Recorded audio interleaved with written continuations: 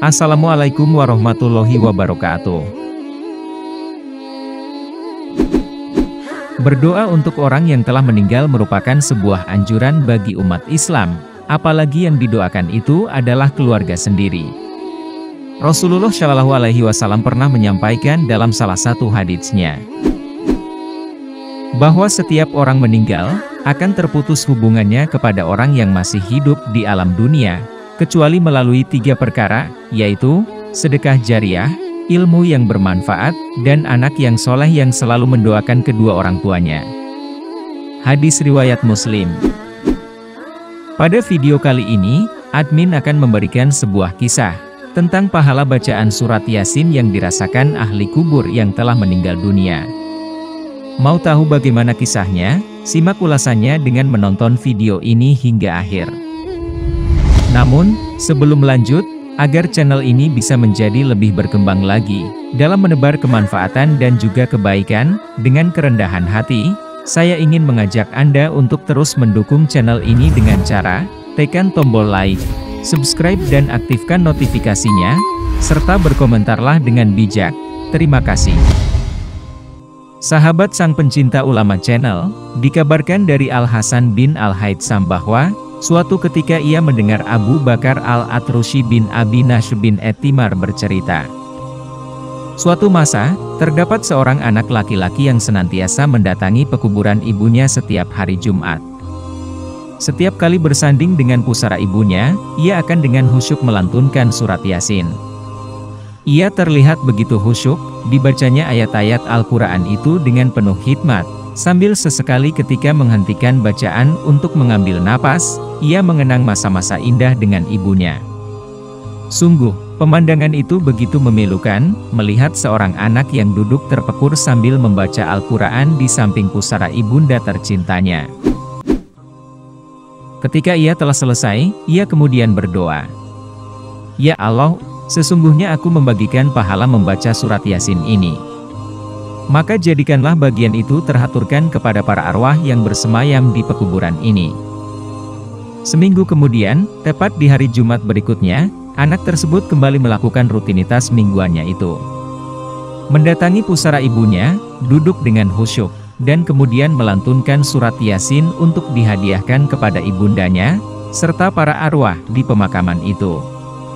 Tiba-tiba saja saat ia hendak beranjak, datang seorang wanita yang bertanya kepadanya, "Apakah engkau adalah Fulan bin Fulanah? Apakah engkau adalah putra dari ibu yang dikubur dalam pusara ini?" "Ya," jawab anak itu singkat. "Sesungguhnya, aku memiliki seorang putri yang telah meninggal, kemudian aku bermimpi bertemu dengannya. Dalam mimpi itu, kulihat ia sedang duduk-duduk di samping pusaranya. Kemudian aku bertanya padanya, 'Gerangan apa yang membuatmu terduduk di sini?' Ia lantas menjawab, 'Sesungguhnya Fulan bin Fulanah mendatangi pekuburan ibunya, kemudian ia membaca surat Yasin, dan menghadiahkan pahala bacaannya kepada ibunya dan kami, para ahli kubur yang arwahnya bersemayam di pemakaman ini. Maka dari itulah, aku mendapatkan manfaatnya sehingga aku diampuni.'" Subhanallah, dari kisah di atas dapat dipetik hikmah, betapa amal syolih yang dilakukan oleh orang hidup, dan kemudian pahalanya dihaturkan kepada orang yang sudah meninggal, benar-benar tersampaikan. Apalagi, jikalau amal tersebut dilakukan di waktu-waktu yang mustajabah, waktu berdoa yang berpeluang besar untuk dikabulkan seperti hari Jumat.